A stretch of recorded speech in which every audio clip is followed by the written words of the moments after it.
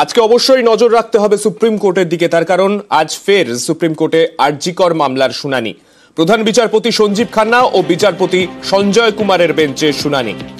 প্রধান বিচারপতি হিসেবে প্রথম এই মামলা শুনবেন বিচারপতি খান্না। আমাদের প্রতিনিধি মৈত্রেয়ী রয়েছেন আমাদের সঙ্গে, মৈত্রেয়ীর কাছে একটু চলে যাব। মৈত্রেয়ী, আমরা এর আগে দেখেছি এই মামলার শুনানি যখনই হয়েছে গোটা বাংলার নজর কার্যত ছিল সুপ্রিম কোর্টের হিয়ারিং এর দিকে। সেই জায়গায় নতুন প্রধান বিচারপতি আসার পরে সেই আজকে প্রথম শুনানি তিনি শুনবেন, সেক্ষেত্রে সেই জায়গায় দাঁড়িয়ে ঠিক কতটা গুরুত্বপূর্ণ আজকের এই হিয়ারিং? একেবারে দেখো, অত্যন্ত গুরুত্বপূর্ণ। তার কারণ সেই হিয়ারিং যখন হয়েছিল তখন প্রধান বিচারপতির বেঞ্চে তখন প্রধান বিচারপতি ছিলেন ডিওয়াই চন্দ্রচূড়, এবং সেখানে তিন বিচারপতি দেবী পাটলিওয়ালা, বিচারপতি দেবী পাটলিওয়ালা, দেবী মনোজ মিশ্রা, প্রধান বিচারপতি সহ তিন বিচারপতি মামলা শুনেছিলেন। সেখানে আজকে প্রধান বিচারপতি এবং বিচারপতি সঞ্জয় কুমার তারা এই মামলা শুনবেন, এবং তারা প্রথমবারের জন্য এই মামলা শুনবেন। অর্থাৎ যা যা ডেভেলপমেন্ট এখনো পর্যন্ত হয়েছে সেই সমস্ত কিছু তারা শুনবেন এবং তার পরবর্তী ডিরেকশন তারা দেবেন। যদিও সিবিআই এর তরফ থেকে তাদের যে স্টেটাস রিপোর্ট, অর্থাৎ দুটি মামলা, একটি ধর্ষণ ও খুনের মামলা এবং দ্বিতীয় হচ্ছে আর্থিক তছরূপের যে মামলা তদন্ত করছে সিবিআই, তার একটি স্টেটাস রিপোর্ট দেবে। আগের শুনানিতে আমরা দেখেছিলাম প্রধান বিচারপতি ডিওয়াই চন্দ্রচূড়, প্রাক্তন প্রধান বিচারপতি ডিওয়াই চন্দ্রচূড়, তিনি রাজ্যের অন্যত্র এই মামলা সরিয়ে নিয়ে যাওয়ার যে বক্তব্য ছিল তাকে তিনি খারিজ করে দিয়েছিলেন, সেই আবেদন খারিজ করে দিয়েছিলেন, এবং একই সঙ্গে তিনি বেশ কিছুটা ক্রুদ্ধই হয়েছিলেন যারা যে সমস্ত আইনজীবীরা রয়েছেন তাদের এভাবে রাজ্যকে বদনাম করার চেষ্টা ক্ষেত্রে। এবার দেখার যে সঞ্জীব খান্না তিনি কিভাবে দেখেন, তার কারণ এবং অত্যন্ত গুরুত্বপূর্ণ আরো একটা যে বিষয়, সঞ্জীব খান্না এবং বিচারপতি সঞ্জয় কুমার দুজনেই এই মামলা প্রথমবারের জন্য শুনছেন।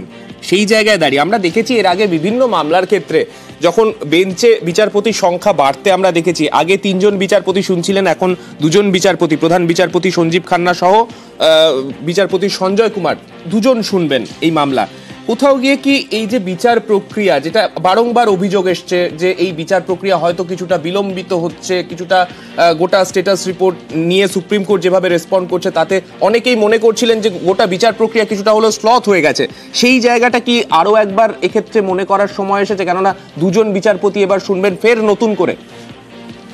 দেখো, 2 জন বিচারপতি এক্ষেত্রে দুটো বিষয় মনে রাখা খুব প্রয়োজন। এক, যে এই ধর্ষণ ও খুনের যে মামলা তার ট্রায়াল কিন্তু চলছে শিয়ালদহ কোর্টে, ফলে সর্বোচ্চ আদালতে কিন্তু এই মামলার ট্রায়াল চলবে না, কিন্তু বিচার প্রক্রিয়া অর্থাৎ একেবারে যে ঘটনা ঘটেছে তার যে বিচার সেটা কিন্তু সর্বোচ্চ আদালতে হবে না। তবে হ্যাঁ, এটা নিশ্চিত যে যেহেতু 2 জন বিচারপতি আবার এই মামলা একেবারে শুরু থেকে শুনবেন, এবং ফলে তাদের যে আন্ডারস্ট্যান্ডিং এবং এর আগে 3 জন বিচারপতি এই মামলা শুনেছিলেন, তারা যে আন্ডারস্ট্যান্ডিং নিয়ে শুনেছিলেন সেই জায়গাতে দাঁড়িয়ে তারা নতুন কিভাবে দেখেন, তারা নতুন কোনো প্রিজমে দেখেন কিনা এই মামলা, এরকমটাও হতে পারে যে তারা নতুন ভাবে মামলাটি দেখার পর মামলাটি ত্বরান্বিত হলো। ফলে আজকের শুনানির পর এই গোটা বিষয়টি অনেক বেশি পরিষ্কার হয়ে যাবে। একেবারে অনেক ধন্যবাদ মৈত্রী।